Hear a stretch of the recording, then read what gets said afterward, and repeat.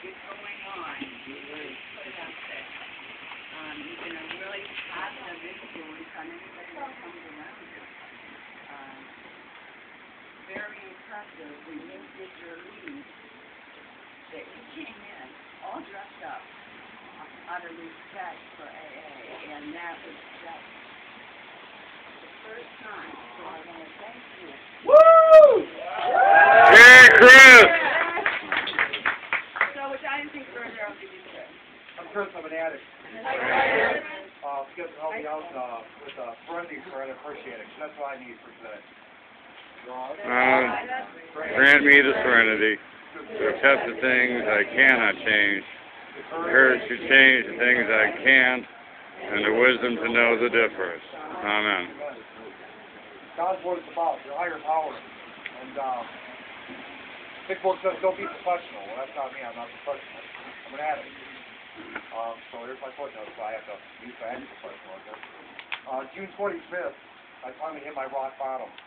Since I was about 14, 15 years old and practicing with drugs, crack cocaine, heroin, pills, you name it. Several years in prison, counting bills, and thought it was all right to hook up with the doctor and subsidize my street addictions with pharmaceuticals. And it just led me to going back to my old addict ways and begging for more and more pills. Eventually, those run out, and I didn't know how to get them, and it was too expensive, so I was introduced to heroin. And doing the heroin for the year and a half and just living in my vehicle and running the streets, I don't know how I survived it. And earlier on in my life, when I was 18, I got put on probation and pushed into the Lake Geauga program. And I walked in with my drug addict ways. You know, I was a con artist, and I wasn't going to let this guy get me. He wasn't going to change my ways. I like using drugs. I like getting high, and who wants to deal with everyday problems? I just gave up on it. Bringing in dirty urine from my pee test, and eventually I went back to my PO and said, this place is garbage, they want me to fail, and he took me off. And a month later I realized my PO was leaving, so he didn't care what my demeanor was for support. So he took me off probation. So that's always what happens for us with my teenhood life. So I was 20. And June 25th is the day that I woke up and had asked my mother and my co-sponsor, Wayne, with permission to give me permission to use his name. I asked my mom if I could possibly just have a week to myself at her house. And she accepted me back in after I stole from her, and I just robbed her blind. Stole her jewelry, her credit cards, just really screwed her up. And she never gave up on me. You know, she always took me back in. I pushed her away, but she's always there for me, that unconditional love, you know. And my co-sponsor, my drug ways, I pushed myself to beat this guy. You know, he's right here. I beat this guy, put him in the hospital. I almost killed him. But through the grace of sobriety and my higher power, we're friends. We're like best friends today. He's my co-sponsor, you know. And that's things that you inherit with sobriety, you know. I think God was never an alcoholic. I'm not even a social drinker. And I think it's due to the fact of my father being an alcoholic. I watched him in his abusive ways, so I think it made me afraid to even attempt to pick up the alcohol. And like I was saying, June 25th, I woke up, asked my mom if I could do that. By the grace of God, she accepted me back into the house, and I went through withdrawal. I took myself off my medication that I was prescribed by the doctor, and I was stupid to the fact of I shouldn't have done it on my own. I went through that withdrawal, but I made it, and I was definitely sick. It's like the flu times 10. And I ended up working with a gentleman that woke me up, and it was one of my friends. He was doing heroin with me. He says, you know what? I got a scam. I'm going to go through Lake Geauga, and I'm going to use that to go and get Suboxone to get off this heroin. And I'm just going to fake it and get in the program because you can't get Suboxone without this program. You have to be in an IOP. So I'm like, okay, I'm going to get on it too. I'm going to use this place as a scam.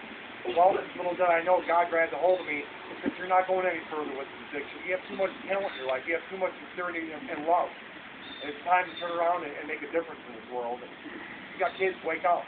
So I went in with, you know, I turned myself in. I filled the dirty urine with probation. They were fed up with me. They said, you've never completed probation the 20 times you've been on it, hypothetically speaking. And my PO says, you know what? We're going to meet with this big man, the boss, superior probation officer, and he's going to figure out what's going to happen. I sat in front of him, and he told me, you know what, you seem sincere today. I'm going to put this in your hands. I'm going to see if you're really up to doing what you say you're going to do. I checked myself in the Lake Geauga, and I broke down the ceiling. I told her, this is my rock bottom. I've been through withdrawal so many times, and I can't deal with the withdrawal. That's what keeps me going back to the dope. I make it a day or a half, and I told her to sip, so I got to use again to make myself better. And that was my normal. And Sally wouldn't let that happen. She wouldn't let me out of her sight, you know. She's supposed to be my counselor. She's not. She's my best friend. This lady has more love for me than I think she has love for her family. You know, I think her clients, we're not even her clients. You know, we're with a family, a bond that's like a brotherhood, you know, a sisterhood. And it's just amazing what the program, when you really want this program, it's amazing what this thing will do for you. You know, this is the only chance in my life to save myself. That's it. You know, no one could do this but myself. It's surrendering.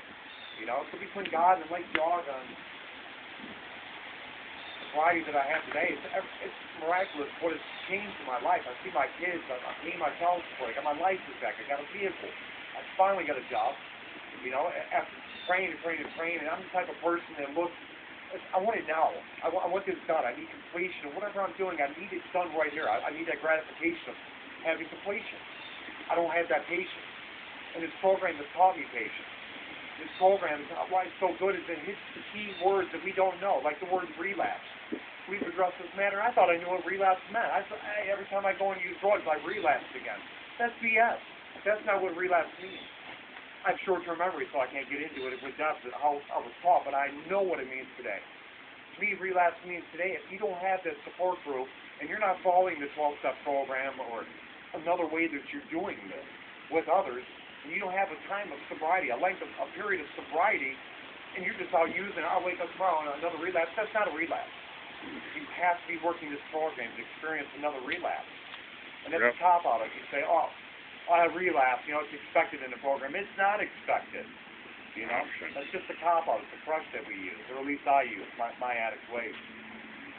Like I said, June 25th was the physical day that I quit on my own. With the grace of God, July 12th, Sally accepted me into her IOP program. It's an 8-week course.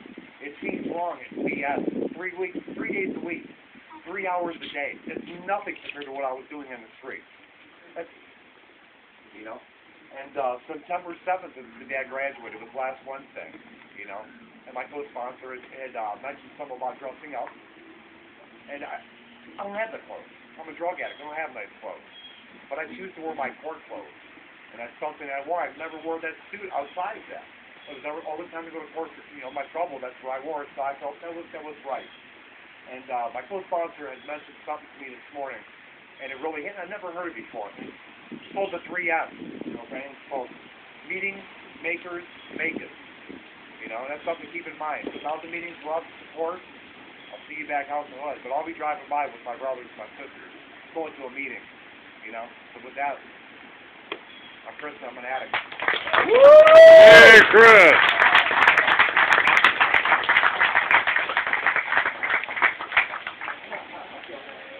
Hey, we're going to head back down, but if everybody would just come on down here and let us take a couple